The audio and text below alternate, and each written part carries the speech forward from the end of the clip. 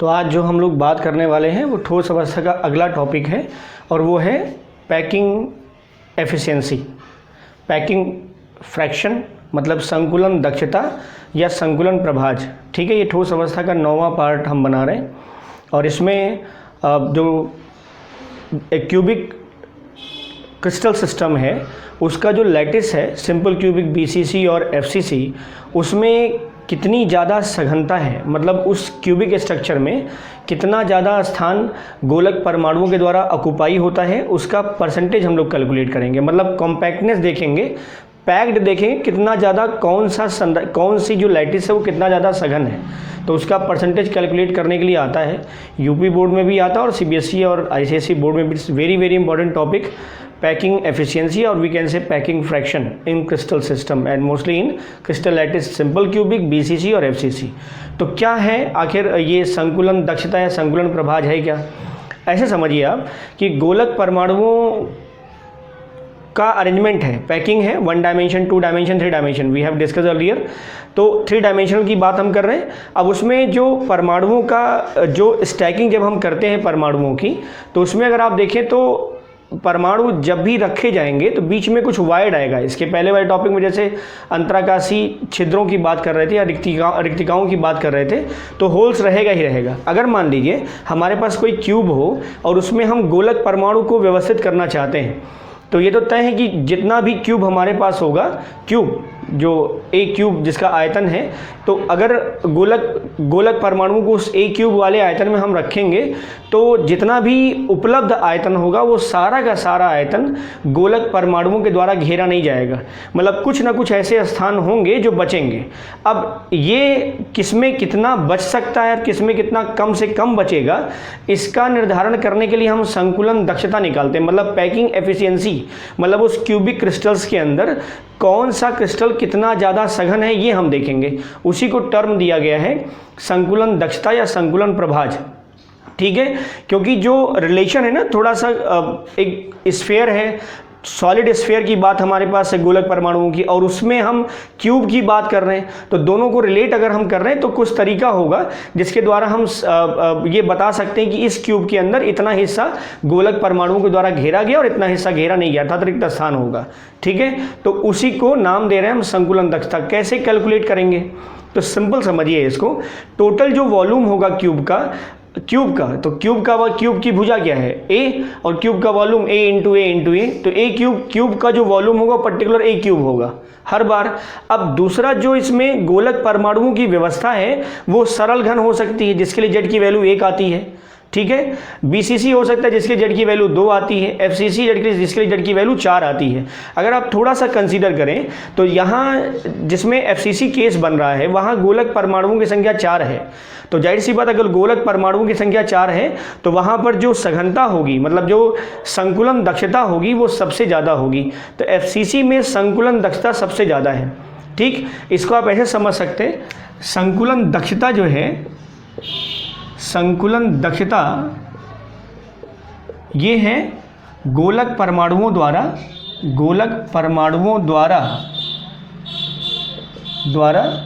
घेरा गया स्थान या घेरा गया आयतन। चूंकि 3D में होगा तो आयतन हम ले रहे हैं, तो गोलक परमाणुओं द्वारा घेरा गया आयतन और ओवर कुल आयतन किसका? घन का। क्योंकि घनी संरचना की बात कर रहे हैं तो घन का कुल आयतन। तो यहाँ जो वैल्यू आएगी ये वाली वैल्यू हमेशा ज़्यादा होगी और ये वाली वैल्यू हमेशा कम होगी, क्योंकि गोलक परमाणु जब भी क्यूब के अंदर रखे जाएंगे तो पूरा का पूरा स्थान कवर नहीं करेंगे, तो कुछ स्थान बचेगा। तो गोलक परमाणुओं द्वारा घेरा गया आयतन बटे कुल आयतन, तो ये वैल्यू ज़्यादा ये वैल्यू कम, तो जाहिर सी बात है जो दक्षता आएगी वो हमेशा डेसिमल में आएगी, फ्रैक्शन आएगा ना। और अगर हम परसेंटेज कैलकुलेट करें तो 100 से मल्टीप्लाई कर दें तो सीधे सीधे हमें कुछ परसेंटेज मिल जाएगा। ठीक है, तो this is the simple definition of packing efficiency कि जो घन का कुल आयतन जो उपलब्ध आयतन है उसमें गोलक परमाणुओं द्वारा कितना आयतन घेरा गया है वही कहलाता है संकुलन दक्षता। ठीक है, तो किसी क्यूबिक स्ट्रक्चर में, किसी क्यूबिक संरचना में गोलक परमाणुओं द्वारा या किसी क्यूबिक संरचना में जितना भी उपलब्ध आयतन है उसका कितना आयतन गोलक परमाणुओं द्वारा घेरा गया है उसी को हम कहते हैं संकुलन दक्षता या संकुलन प्रभाज। इसका मैथमेटिकल जो कैलकुलेशन है वो कैसे करेंगे। दो चीज़ें हमने लिखी हैं, पहले ये देख लो क्या है, संकुलन दक्षता बराबर क्या है। अब देखो गोलक परमाणु का आयतन हम ले रहे हैं, गोलक परमाणु ठोस गोलक है, सॉलिड स्फीयर है। हमने आपसे शुरू में बताया था, हम जो बात कर रहे हैं वो लेदर की बॉल की बात कर रहे हैं, हम कैनवस की बॉल की बात नहीं कर रहे हैं जो अंदर से हॉलो होता है, ठीक है। हम लेदर की बॉल या कंचे की बात कर रहे हैं, मतलब उसको हम कट करें तो अंदर जो हमें मिलेगा वो सब सॉलिड पार्ट मिलेगा। तो अगर गोलक परमाणु की त्रिज्या r है तो उसका आयतन होता है 4/3 पाई r cube. I repeat it, अगर गोलक परमाणु की त्रिज्या r है तो उसका आयतन जो होगा 4/3 पाई r क्यूब, ये होता है। तो एक गोलक का आयतन 4/3 पाई r cube with respective r। त्रिज्या कितनी है r, तो उसके सापेक्ष अगर हम देखें तो उस गोलक परमाणु का आयतन हो जाएगा 4/3 पाई r क्यूब। अब अगर उस क्यूबिक स्ट्रक्चर में गोलक परमाणुओं की संख्या मिल जाए तो एक गोलक का आयतन और गोलक परमाणुओं की संख्या, इसको अगर हम मल्टीप्लाई कर दें तो हमें ये हिस्सा मिल जाएगा, गोलक परमाणु द्वारा घेरा गया आयतन। क्लियर है। जैसे सिंपल क्यूबिक में एक परमाणु होगा, सिंपल क्यूबिक में एक परमाणु होगा और उसमें एक गोलक परमाणु की त्रिज्या r, तो वहाँ पर उसका आयतन हो गया 4/3 पाई r क्यूब। अब भुजा के सापेक्ष अगर हम कैलकुलेट करेंगे तो वो आ जाएगा r = a/2 करके आएगा, ठीक है। तो यहाँ पर अगर हम देखें तो गोलक परमाणु द्वारा घेरा गया आयतन, सिंपल क्यूबिक में एक परमाणु तो 4/3 पाई r क्यूब इंटू 1, BCC में 4/3 पाई r क्यूब इंटू 2, FCC में 4/3 पाई r क्यूब इंटू 4 आएगा। तो ये हो गया गोलक परमाणु द्वारा घेरा गया आयतन। और घन का कुल आयतन ये हर बार हमेशा a क्यूब होगा। क्या होगा ये a क्यूब। तो उस r की त्रिज्या को हम रिलेट कर लेंगे a से, तो वहाँ से हमारा पूरा आयतन निकल के आ जाएगा जिसको हम काट के सॉल्व कर लेंगे, ठीक है। अब देखो जालक हमने कौन सा लिया है, सिंपल क्यूबिक का। तो गोलक परमाणुओं की संख्या मतलब ये z है, ये क्या है z। तो z की वैल्यू SC कितनी आई 1। त्रिज्या के सापेक्ष रिलेशन आप जानते हैं r = a/2, तो a = हो जाएगा 2r, ठीक है। BCC लिए z बराबर कितना हो गया 2, r = √3/4 इंटू a, तो a बराबर हो गया 4/√3 इंटू r। क्लियर। FCC लिए z = हो गया 4, r = a/2√2 या √2/2 इंटू a था, या a/2√2 भी कह सकते हैं। तो a = क्या हो गया 2r इंटू √2। क्लियर। अब इन फॉर्मूलों की सहायता से हम सिंपल क्यूबिक, BCC और FCC में पैकिंग एफिशिएंसी का परसेंटेज कैलकुलेट करेंगे। ओके, तो पहला हिस्सा देखो, सरल घनीय संरचना में जो संकुलन दक्षता है वो कैसे कैलकुलेट करेंगे, ठीक है। तो r = a/2 या a = 2r यहाँ से आया था, यहाँ से फॉर्मूला हम यूज़ करेंगे। z = f, सिंपल क्यूबिक के लिए क्या आएगा, सिंपल क्यू z = 1 आएगा, ठीक। ठोस गोलक का आयतन अगर त्रिज्या r है तो उसका फार्मूला सिंपल है 4/3 पाई r क्यूब। r को हम रिलेट कर रहे हैं a से। क्यों रिलेट कर रहे हैं, क्योंकि हमें यहाँ सेल का आयतन a से a के रेस्पेक्ट में मिलेगा ना, तो जो त्रिज्या है उसको भी हमें a के रेस्पेक्ट में लिखना चाहिए। तो त्रिज्या r = a/2 for simple cubic, तो r की जगह हम क्या लिख दिए a/2 का होल क्यूब 4/3 इंटू पाई, तो 4/3 into pi a/2 cube, 2 cube मतलब 2 इंटू 2 इंटू 2 मतलब 8। तो ये इसको काट दो, 2 हो गया, 2 3 6, तो पाई/6 इंटू a/3। तो दिस इज द ठोस, this is the volume for जो सॉलिड स्फीयर है वो आएगा। ये किस केस में, सिंपल क्यूबिक के लिए। अब घन की भुजा जो होती है वो a है, तो घन का आयतन a इंटू a क्यूब हो गया। अब इस संकुलन दक्षता की वैल्यू पे रखो, देखो जरा संकुलन दक्षता के फॉर्मूले पर। तो संकुलन दक्षता सिंपल क्यूबिक के लिए प्रति एकक सेल में गोलक परमाणु की संख्या कितनी है, एक गोलक का आयतन अभी कैलकुलेट किया आपने पाई/6 इंटू a क्यूब, और एकक सेल का आयतन ये हर बार वही होगा a क्यूब से a क्यूब कैंसिल हुआ, ये आया पाई/6। पाई की वैल्यू 22/7 या 3.14 डिवाइडेड बाई 6। इसको सॉल्व करोगे तो आएगा 0.523, ये आ गया।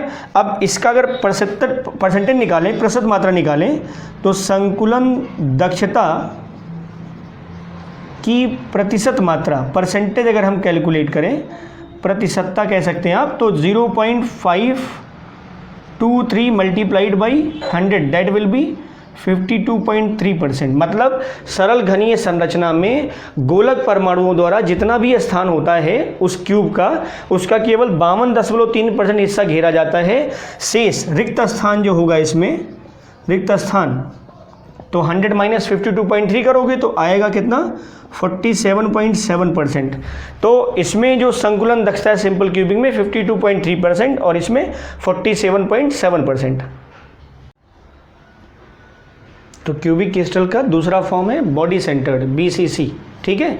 तो बॉडी सेंटर्ड के लिए R इक्वल टू क्या होता है, √3/4 into a, Z equal to कितना हो जाएगा 2, यहाँ लिखा है BCZ इक्वल टू 2 आएगा, और जो रेडियाई थी वो R इक्वल टू √3/4 इंटू ए। अब देखो जरा, ठोस गोलक का आयतन 4/3 πr3, वही फॉर्मूला इस्तेमाल किया है। R को हम यूज़ करेंगे ए के रेस्पेक्ट में, तो 4/3 इंटू ए का होल क्यूब, क्लियर। अब ये √3 का क्यूब जाएगा तो √3 टाइम्स जाएगा, तो √3 into √3 divided by 4 into 4 into 4, और ए का हो जाएगा क्यूब। √3 इंटू √3 का स्क्वायर मतलब 3, क्लियर। तो ये √3 तो इनका जो प्रोडक्ट आएगा वो आएगा 3, इस 3 से कैंसिल हो गया, 4 यहाँ से यहाँ कैंसिल हो गया, ठीक। यहाँ बचेगा 3a3, और ये 4 इंटू 4 हो जाएगा 16, क्लियर। और यहाँ आ जाएगा पाई, तो यहाँ क्या है √3 into a3 √3 this one, √3 into a3 into pi upon 16, this is the case.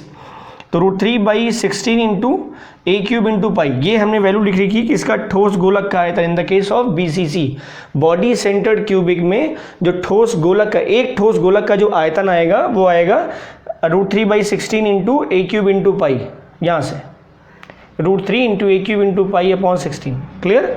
अब घन का आयतन कितना था, घन की भुजा ए है, तो वो कोई भी हो, घन तो सेम है ना, उसके अंदर परमाणुओं की व्यवस्था है। तो घन की जो भुजा है वो ए है, उसका ए लेंथ छोटी बड़ी हो डजंट मैटर, लेकिन ए होगा ना, तो उसका आयतन क्या होगा, ए इंटू ए, तो a3 हो गया, ठीक। अब संकुलन दक्षता प्रति एकक सेल में गोलक परमाणु की संख्या कितनी है, 2, in the case of BCC 2, तो 2। फिर इसके बाद एक गोलक परमाणु का आयतन कितना है, तो √3/16 into a3 into pi, √3/16 into a3 into pi. और अब नीचे एकक सेल का आयतन मतलब घन का आयतन, तो वो क्या था a3 से a3 कैंसिल करो, हो गया। अब ये 2 से इसको कैंसिल कर दो, तो ये हो गया 8, हो गया। अब π/8 into √3, this is the simple case. ये अभी उसका जो केस आया था वो π/6 आया था ना, π/6 सिंपल क्यूबिक में, तो वो भी ध्यान रखो, और ये भी ध्यान रखो π/8 इंटू √3। इसको सॉल्व करोगे जब आप, √3 मतलब 1.732, √3 की वैल्यू 1.732, पाई की वैल्यू 22/7 या 3.14 आएगा, 0.6798। अब इसको अगर परसेंटेज कैलकुलेट कर दें, मतलब यहाँ प्रतिशतता हम निकाल दें, percentage of packing efficiency in the case of BCC, तो 0.6798 मल्टीप्लाइड बाई 100, तो ये हो जाएगा 67.98, and it is approximately 68%, clear. तो 68% जो पोर्शन है क्यूब का BCC में, वो गोलक परमाणु के द्वारा ऑक्युपाइड होगा। अब इसमें रिक्त स्थान कितने हो गए, तो वो 100 - 68 अप्रॉक्सीमेटली 32%, क्लियर। तो BCC में 68% पैकिंग एफिशिएंसी है इन the case of BCC, and the rest part is जो वैकेंट पार्ट 32%, क्लियर। तो अब तीसरा पार्ट देखो, तीसरा पार्ट क्या है, FCC का, फलक केंद्रित घनीय संरचना, ठीक। अब उसमें R equal to a/2 √2, this is the formula. Radii और जो एज साइड की जो लेंथ, दैट मीन्स क्यूब की जो लेंथ है उससे, तो ये R equal to a/2 √2, in the case of FCC Z equal to 4। ठोस गोलक का आयतन फिर वही केस ले रहे हैं, 4/3 πr3, R को रिलेट करेंगे इससे, तो R की जगह हम रख रहे हैं a/2 √2 का होल क्यूब। अब a/2 √2 का होल क्यूब का मतलब क्या हो गया कि a3 रूट, ये 2 है, 2 √2 है ना, तो 2 का क्यूब, तो 2 का क्यूब मतलब 2 इंटू 2 इंटू 2, तो 8 हो जाएगा, 2 मल्टीप्लाइड बाई 2 मल्टीप्लाइड बाई 2, तो 8 हो गया। √2 3 टाइम्स होगा, तो √2 इंटू √2, ठीक। अब √2 इंटू √2 का √2 स्क्वायर हो गया, तो √2 स्क्वायर मतलब हो गया 2, क्लियर है। और इसको 4 से हमने डिवाइड कर दिया, यहाँ आ गया 2, तो ये आ गया पाई, ये दिस इज पाई a3। अब यहाँ क्या हुआ है देखो, 3 इंटू 2, और इन दोनों का जब मल्टीप्लिकेशन होगा तो क्या आएगा 2, तो यहाँ से मिल गया 2, 2 हो गया 4, 12, और ये हो गया 12 इंटू √2, तो π/12 √2 into a3, this is the volume of solid sphere in the case of FCC. Now volume of cube जो एफसीसी का लैटिस है, क्यूबिक लैटिस, उसका जो वॉल्यूम कितना है, ए क्यूब। तो संकुलन दक्षता मतलब क्या है, प्रति एकक सेल में गोलक परमाणुओं की संख्या। अब एफसीसी में गोलक परमाणु संख्या कितनी होती है, 4, तो 4 हो गया। अब एक गोलक, ठोस गोलक का आयतन, तो गोलक का आयतन आया π/12 इंटू √2 इंटू ए क्यूब। तो π/इंटू ये ऊपर जाएगा, 12 इंटू √2, क्लियर। और डिवाइडेड बाई ये क्या है, एकक सेल का आयतन, तो पूरा आयतन कितना है, ए क्यूब। तो इसको कट करो, ये हुआ। अब इसको भी कट कर दो, 3, तो π/3 इंटू √2। इसको सॉल्व करोगे तो आएगा 0.702, क्लियर। अब इसका परसेंटेज निकालो अगर, तो संकुलन दक्षता या संकुलन प्रभाज भी कह सकते हैं। तो प्रतिशत मात्रा कितनी आएगी, 0.7 into 100 and that will be 74.02%, clear, approximately we can say 74%। और रिक्त स्थान कितना आएगा, रिक्त स्थान, तो ये एग्जैक्ट आएगा 25.98% है ना, और इसी को अप्रॉक्सीमेटली हम कह देते हैं कितना, 26%, कितना, 26%। तो this is about to your FCC packing efficiency and before that BCC और सिंपल क्यूबिक। तो सिंपल क्यूबिक, बीसीसी और एफसीसी, इन तीनों में संकुलन दक्षता कितनी होती है वो, तो उसका सिंपल आप एक पैकिंग एफिशिएंसी का एक सिंपल ऐसे यहाँ ऐसे बना सकते हैं कि इसमें जो संकुलन दक्षता है यहाँ पर, ये आप लास्ट में अलग से बना लीजिएगा, ठीक है। तो सिंपल क्यूबिक का आ गया कितना, 52% अप्रॉक्स। बीसीसी कितना आ गया, 68%, और इसका कितना आ गया, 74%, ठीक है। 52, रेस्ट जो वैकेंट स्पेस है कितना, 48% अप्रॉक्स। वैसे 47.7% है ना, ये 52.3% आएगा, एग्जैक्ट वैल्यू आएगी 52.3, और जो वैकेंट स्पेस आएगा 47.7, तो उसको हम राउंड ऑफ कर रहे हैं, तो ये 52%, और वो हो जाएगा रेस्ट पीरियड, नेक्स्ट जो पार्ट है वो 48%, 68% आएगा ये packing efficiency in the case of BCC, ठीक है। जो वैकेंट स्पेस 32% है, और ये एफसीसी में 74%, जो वैकेंट स्पेस है 26%। तो इसको प्रॉपर कॉपी पे नोट्स बना लेंगे, ठीक है, और सॉल्व भी क्वेश्चंस भी इस पे बेस सॉल्व कर लेंगे। Thank you.